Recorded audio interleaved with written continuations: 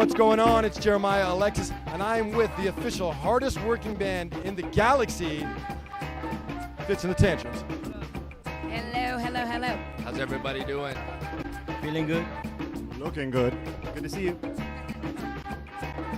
So you guys have been together for a very short time, but in that short time, you've managed to rock the socks off the entire world. Mr. Michael Fitz, would you like to explain how this came to be? Well, it's kind of like a pressure cooker. We put in about 5 years, 6 years of work into 2.5 years because we're doing like 3 shows, 4 shows a day sometimes, and just non-stop. We've been touring for 2.5 years, and for the last almost 12 months now, it has been without rest. You know, we're never home. You know, we're just working it, trying to win over 5 fans at a time, 100 fans at a time, or in the case of Lollapalooza yesterday, 25,000 fans at a time. So, what up? There seems to be a whole kind of neo-soul movement going on where there are bands that are really starting to appreciate sounds from the 50s and 60s and 70s and incorporating it in a harmonious way. What led you guys to kind of adopting this sound, and how do you feel that you will evolve as a band? We really focus on the vocals, the organ, the saxophone, like the drums and the bass and stuff like that.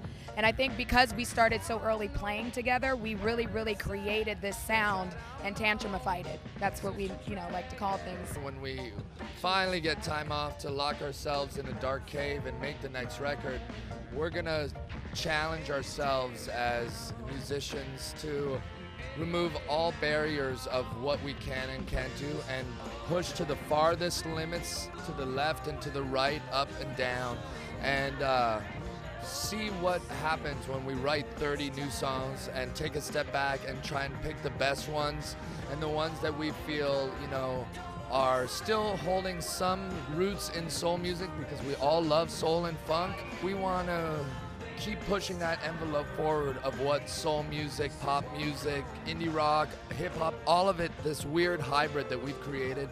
We just want to get more radical with it and just basically slap you in the face with it. So you guys are a uniquely LA band.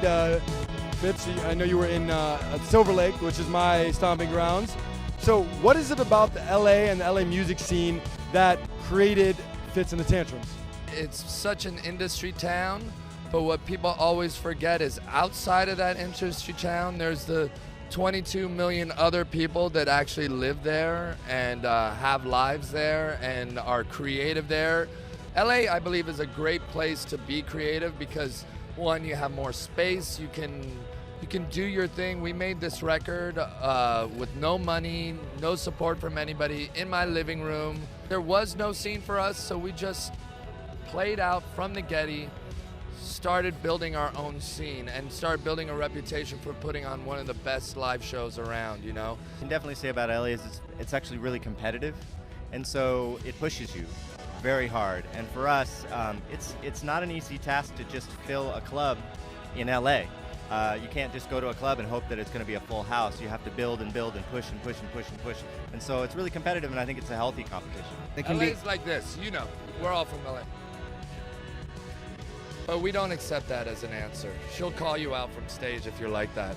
LA seems to be the melting pot of people like moving into LA. I think creatively it's really broad in the spectrum of the way people think creatively as well. There's, Foster the People is a band that just moved out there.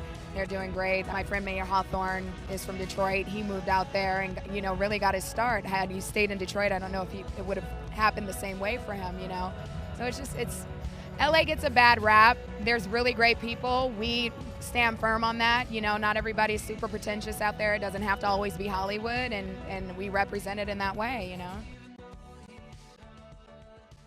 What up, everybody? We are Fitz and The Tantrums, and you are watching The Urban Nomad. Yeah! Oh, it's like that now.